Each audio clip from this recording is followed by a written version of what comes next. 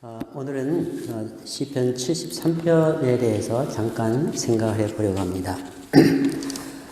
여러분, 시편 73편은 아주 유명한 시인데요. 모든 하나님의 말씀이 귀하고 또 우리에게 꼭 필요한 말씀이지만은 특히 시편 73편은 더욱 우리 마음에 와 닿는 그런 말씀입니다. 오늘 우리가 시편 전체를 읽지 않아서 그 앞부분은 읽지는 않았지만은 앞부분에 우리가 읽지 않은 부분에 보면 시편 저자인 아삽이 우리들과 꼭 같은 생각을 하는 것을 볼 수 있어요. 똑같은 고민을 하고 있어요. 그게 뭔가 하면은 세상을 살아보니까 이해가 되지 않는 일이 있다는 거예요. 도저히 이해할 수 없는 일이 세상에 일어나고 있다는 거예요. 근데 그 중에서 왜 악한 자가 잘 되고 의인이 고난을 당하느냐 하는 거죠. 하나님께서 의로우시다고 하면 왜 하나님이 약한 자를 벌하시지 않느냐? 악한 자가 편안하게 잘 살아요. 나는 하나님을 경외하는 자로서 깨끗하게 살고 의로운 삶을 살려고 하는데 왜 내게는 어려운 일이 닥치고 고난이 오느냐? 그것이 이해가 안 된다는 거죠. 그래서 16절에 이렇게 말씀하는데요.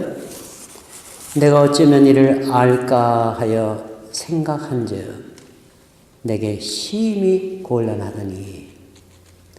옛날 오래전 사람인데 우리가 똑같은 생각을 하고 있어요. 아주 어렵더라. 아무리 생각해 보아도 이해가 되지 않는다는 거예요. 알 길이 없어요. 그래서 결국 본시의 저자인 아삽은 이 문제를 어떻게 해결하고자 했는가 하면 17절에 이렇게 말씀합니다. 하나님의 성소에 들어갈 때야 저희의 결국을 내가 깨달았나이다. 그렇게 말하고 있어요. 이 성소에 들어간다는 것은 기도하는 것을 말하는 것인데 성소에 들어가 하나님 앞에 기도할 때 하나님께서 깨닫게 해주셨다는 거예요. 뭐를 깨닫게 해주셨느냐? 뭐를 깨닫게 해주셨느냐? 저희들, 악한 자들, 아니면 또 선한 자들, 악한 자들, 저들의 결말을 깨닫게 해주셨다는 거예요. 사람들의 결말을 깨닫게 해주셨다는 거예요. 다른 말로 말하면은 하나님께서 심판에 대하여 알려주셨다는 거예요. 하나님은 우리의 삶에 대해서 반드시 심판을 하신다는 거예요. 선악간의 심판을 하신다는 거예요. 악을 그냥 두시지 않고 선을 그냥 두시지 않는다는 거예요. 그거를 깨닫게 됐다는 거예요. 갈라디아서 6장에 이런 말씀이 있는데요. 스스로 속이지 말라. 하나님은 만홀히 여김을 받지 아니하시나니 사람이 무엇으로 심든지 그대로 거두리라. 자기의 육체를 위하여 심는 자는 육체로부터 썩어진 것을 거두고 성령을 위하여 심는 자는 성령으로부터 영생을 거두리라. 그렇게 써 있습니다. 우리가 선을 행하되 낙심하지 말지니 피곤하지 아니하면 때가 이름에 거두리라. 때가 온다. 반드시 때가 오는데 그때 거둔다. 그 말이에요. 우리 하나님은 심판하시는 하나님이에요. 여러분, 우리가 하나님 할 때 사랑의 하나님, 의로우신 하나님, 거룩하신 하나님, 은혜가 많으신 하나님, 그런 것들은 많이 쓰는데요. 심판하시는 하나님, 그럼 두려워서 그런지 잘 안 쓰는데 그것도 깨달아야 될 부분이다. 그 말이에요. 그거를 깨달았다는 거예요. 심판하시는 하나님. 그런 거로 우리가 인생을 볼 때 심판이라는 잣대를 가지고 보면 인생이 제대로 보인다는 거예요. 심판이라는 안경을 쓰고 보니까 무언가 좀 제대로 보인다는 거예요. 여러분 성경에서 마지막 책이 무슨 책입니까? 여러분 잘 아시죠? 요한계시록이죠. 이 책은 역사의 종결, 즉 하나님이 세상을 어떻게 끝맺으시는가, 사람들의 결말이 어떻게 되는가, 그거에 대한 책이죠. 하나님 예수님의 말씀이에요. 하나님이 심판을 하신다는 거예요. 하나님이 심판을 하신다는 거예요. 악인은 사탄과 함께 멸망을 당하게 될 것이고 의인들, 하나님의 백성들은 하나님과 함께 천국에서 영원한 영광을 누리며 살 것이라고 하는 거예요. 성도들은, 우리가 성도들이죠? 믿는 사람들, 성도들은 이 마지막 심판을 기억하라는 거예요. 이것이 성경 전체의 결론의 말씀이에요. 여러분 성경이 66권 있는데요. 66권의 마지막 책, 마지막은 결론을 내는 책이 마지막이죠. 마지막의 결론이 바로 그거라는 거예요. 오늘 시편의 교훈도 같은 거예요. 시편 저자인 아삽이 성전에 들어가서 간절히 기도할 때 하나님께서 이것을 깨닫게 해주셨다는 거예요. 그래서 그는 새로운 관점으로, 새로운 눈으로 세상을 바라보게 됐어요. 사람들도 바라보게 됐어요. 악한 사람을 볼 때 저 사람이 저렇게 까불어도 하나님은 너를 심판하신다. 내가 하나님께서 상 주시지 않는 것 같아도 하나님은 의로우신 하나님으로서, 공평하신 하나님으로서 상을 주신다. 그걸 꼭 붙드는 거죠. 무엇보다도 시편 저자는 새로운 관점으로 사람들을 보게 되고 자기 자신도 새로운 관점으로 보게 되었다는 거예요. 그래서 시편 저자는 자기가 깨닫게 된 새로운 관점을 세 가지를 이야기하고 있어요. 새로운 관점, 세 가지를 이야기하는데요. 첫째 관점은 무엇이냐? 세상 사는 것. 이 세상, 우리가 사는 것, 꿈과 같다는 거예요. 한국에서 꿈 깨세요. 그런 말을 많이들 하는데, 꿈과 같다는 거예요. 20절에 이렇게 말씀합니다. 주여, 사람이 깬 후에는 꿈을 무시한 거예요. 꿈에서 깬 후에 꿈을 무시한다. 그 말이에요. 사람이 깬 후에는 꿈을 무시하는 같이 주께서 깨신 후에 저희 형상을 멸시하시리이다. 그런 말씀이 있어요. 여러분들 꿈을 다 꾸어보셨죠? 어떤 때는 악몽도 꾸고 어떤 때는 기분 좋은 꿈도 꾸고 너무나 좋아서 이것이 꿈인가 생신가 꿈이 아니었으면 좋겠는데 어떨 때는 꿈꾸면서 이게 아무리 좋아도 이게 꿈인 것 같은데 그런 생각도 해요. 그런데 꿈에서 깨어나면 아 꿈이었구나 하면서 안도의 한숨을 쉬기도 하고 어떨 때는 아쉬워하기도 하죠. 그런데 하나님의 심판이라는 관점으로 보면 이 세상의 삶이 꿈과 같다는 거예요. 그럼 꿈과 같다는 그런 말의 의미가 무엇이냐 조금 더 깊이 생각해 보면 우선 잠깐이라는 거예요. 성도 여러분, 우리들은 하나님과 영원히 살 사람들이에요. 창세기에 보면 노아 홍수 전에는 사람들이 꽤 오래 살았어요. 100살이 아니라 500살, 969세까지도 사는 사람이 있어요. 대단하죠. 그런데 우리의 삶은 그것보다 더 오래 사는 거죠. 영원히 사는 것이라고 성경에서 말씀하고 있어요. 그런 삶에 비교하면 현재는 꿈과 같은 것이죠. 잠깐이에요. 그리고 둘째는 꿈과 같다는 말이 무슨 말이냐? 영원이라는 것이 진짜 현실이라는 것. 그래서 영원이라는 참 현실에 비하면은 현재의 삶은 비현실적이라는 거예요. 참 현실의 그림자 혹은 맛배기 정도밖에는 안 된다는 거예요. 고린도전서 13장에 사도 바울이 이렇게 말을 했는데요. 우리가 지금 세상에 살고 있는 것, 우리가 부분적으로 알고 부분적으로 예언하니 온전한 것이 올 때에는 부분적으로 하는 것이 패하리라. 내가 어렸을 때에는 말하는 것이 어린아이와 같고 깨닫는 것이 어린아이와 같고 생각하는 것이 어린아이와 같다가 장성한 사람이 되어서는 어린아이의 일을 버려놓으라. 우리가 이제는 거울로 보는 것 같이 희미하나 그때는 얼굴과 얼굴을 대하여 볼 것이요. 이제는 내가 부분적으로 아나 그때에는 주께서 나를 아신 것 같이 내가 온전히 알리라. 지금과 앞으로 영원한 세상과의 비교를 여러 가지 면으로 했는데요. 그렇게 틀리다는 거예요. 지금은 희미하고 부분적이고 어린아이 같고 그렇지만 그때는 그렇지 않다는 거예요. 그때는 확실하고 온전하고 어른 같고 그럴 것이라고 했어요. 시편 저자는 세상 삶, 이런 꿈과 같은 삶이라는 것을 깨닫지 못했던 자기 자신이 어리석다고 생각해요. 짐승 같다고 그랬어요. 얼마나 어리석은지 짐승 같다. 그렇게 표현을 하고 있어요.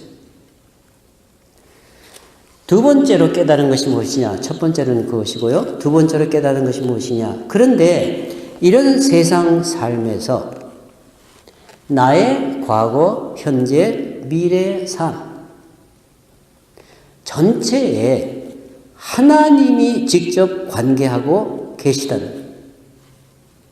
나의 과거, 현재, 미래를 주님이 인도하고 계시는데 주님이 내 손을 꼭 붙들고 놓지 아니하시고 나를 교훈하시고 훈련해서 영광스러운 모습으로 만들어 가고 계시고 결국은 하늘나라로 인도하여 들이신다는 거예요. 23절과 24절에 이렇게 말씀하는데요. 내가 항상 주와 함께하니 주께서 내 오른손을 붙으셨나이다. 주의 교훈으로 나를 인도하시고 후에는 영광으로 나를 영접하시리니. 그랬어요. 내가 주님을 믿고 주님을 따르고 주님을 붙들고 있는 줄 알았는데 주님이 나를 붙들고 계시더라고요. 내가 신앙생활 잘하기 위해서 힘쓰는 줄 알았더니 모든 것이 다 주님이 나를 훈련하시면서 나를 신앙인다운 모습으로 하나님의 아들다운 모습으로 키우고 계시더라고요. 주님이 주체시더라고요. 내가 주체가 아니라. 내가 열심히 사는 줄 알았더니 하나님이 나를 열심히 키우고 계시더라는 거예요. 그리고 하나님이 나를 책임지시고 영원한 집으로 영접해 주실 거라는 거예요. 내 인생의 인도자, 보호자, 지도자, 내 인생의 목자는 하나님이시라는 거예요. 다윗이 그렇게 고백하죠. 여호와는 나의 목자시니 내가 부족함이 없으리로다. 이것을 깨닫고 붙들면 세상을 안심하고 평안하게 살 수가 있죠. 그래서 그것을 두 번째로 깨달았어요. 자, 그러면 이 시편 저자인 아삽이 세 번째로 깨달은 것이 무엇이냐? 무엇이 내게 남느냐? 무엇이 내게 제일 중요하냐? 하는 것을 깨달았다는 거예요. 여러분 가만히 생각해 보면 참 중요한 얘기예요. 무엇이 내게 결국 남느냐고 말이에요. 또 무엇이 내게 가장 중요하냐고. 이 시편 기자가 이런 영원한 안목으로 생각해 보니까 결국 남는 것이 무엇인가 거기에 생각을 돌리게 되는데요. 무엇이 남는가 보았더니 남는 것이 하나 있더라고요. 무엇이 남느냐? 하나님밖에 없다. 하나님만 남는다. 본문에 이렇게 얘기하는데요. 하늘에서는 주 외에 누가 내게 있으리요. 하나님은 내 마음의 반석이시오. 영원한 분깃이시라. 영원한 분깃이라고 그랬어요. 분깃이라는 말은 내 유산이라는 거예요. 마지막으로 내게 돌아오는 걸 말하죠. 내 유산이란 말이에요. 내 재산이란 말이에요. 내 소유란 말이에요. 나의 진짜 소유는 하나님밖에 없다. 그걸 알았다는 거예요. 하나님이 내게 재산이요, 내 모든 것이란 말씀이에요. 여러분, 우리가 다 하늘나라 갈 거예요. 믿음이 있는 사람은 갑니다. 하늘나라 가면 참 좋겠죠. 무엇이 좋겠습니까? 거기는 먹을 것, 입을 것, 살 집 걱정하지 않을 거예요. 날씨에 대해서도 걱정하지 않아요. 늙는 것도 걱정하지 않아요. 항상 청춘이에요. 청춘보다도 더 청춘이죠. 여러분, 이뻐 보이려고 화장하죠. 그 화장하는 것에 대해서도 걱정하지 않아요. 건강에 대해서는 물론 걱정하지 않죠. 병원에 갈 필요도 없어요. 건강하게 살기 위해서 특강을 많이 하는데 건강하려고 특강에 많이 들어오시죠? 그런 필요도 없어요. 거기는 해와 달도 필요 없다고 그랬어요. 근심, 걱정, 그런 또 눈물이 없다고 그랬어요. 여러분, 엘리코 시티가 미국에서 아주 살기 좋은 도시라고 그래요. 엘리코 시티하고 콜롬비아 살기 좋은 도시라고 하는데 그런 정도가 아니죠. 참으로 살기 좋은 곳이죠. 여러분, 천국이 그런 곳이기 때문에 좋을 것 같습니까? 물론 환경이 좋아야 살기가 좋지요. 근데 천국에서는 사랑하는 성도들이 모여 있어요. 좋은 점이죠. 그것 때문에 좋은 것일까요? 그것 때문에 참 좋지요. 여러분, 아무리 경치가 좋아도 사랑하는 사람이 함께하지 않으면 재미가 없어요. 그런데 그것보다 더 큰 이유가 뭐냐면 그곳에 하나님이 계시기 때문에 좋은 곳이라는 거예요. 우리를 사랑하시되 지극히 사랑하시는, 우리 부모님보다도 나를 더 사랑하시는 하나님이 계신 곳이기 때문에 좋은 곳이라는 거예요. 마치 결혼하는 남녀가 기뻐하는 것은 사랑하는 사람이 서로 만나서 가까이서 살기 때문이죠. 그것과 같다는 거예요. 천국이 좋은 것은 우리를 사랑하시는 하나님이 계시고 그곳에서 그분과 함께 살 것이기 때문에 좋다는 거예요. 여러분, 저는 옛날에 LA, 로스앤젤레스 그러면 별로 생각이 없었어요. 뭐 나와 별로 상관도 없고 어떤지도 모르고 좋은지 뭐 사람들이 좋다 하는 말하는 사람도 있지만 별로 좋은지 잘 몰랐어요. 근데 저희 딸이 그쪽으로 이사 가면서 한두 번 가보면서 이제는 LA 그러면 생각이 많이 달라졌어요. 우리 딸이 거기 있으니까, 사랑하는 손녀가 거기 있으니까 아주 좋은 것으로 이렇게 느껴지는 때도 있어요. 달라졌어요. 왜? 사랑하는 사람이 있기 때문에 그런 거예요. 나를 가장 사랑하는 하나님이 계신 곳이 좋은 것이죠. 여러분, 혹시 나는 천국 가도 믿음으로 간다니까 천국 갈 것 같은데 천국 가도 하나님 멀리 떨어져 살았으면 더 좋을 것 같다. 그렇게 생각하십니까? 저도 가끔 그런 생각을 해요. 아이고, 하나님 가까이 있으면 좀 불편할 텐데 얼마나 두려울까. 하나님 두려우신 분이라고 그랬는데 또 내 마음대로 할 수도 없고 또 내가 하나님 보시기에 언짢은 언행을 하면 하나님께서는 또 얼마나 불편하실까. 좀 멀리 떨어져 사는 게 좋지 않을까. 그렇게 생각하세요? 좀 그런 것 같죠?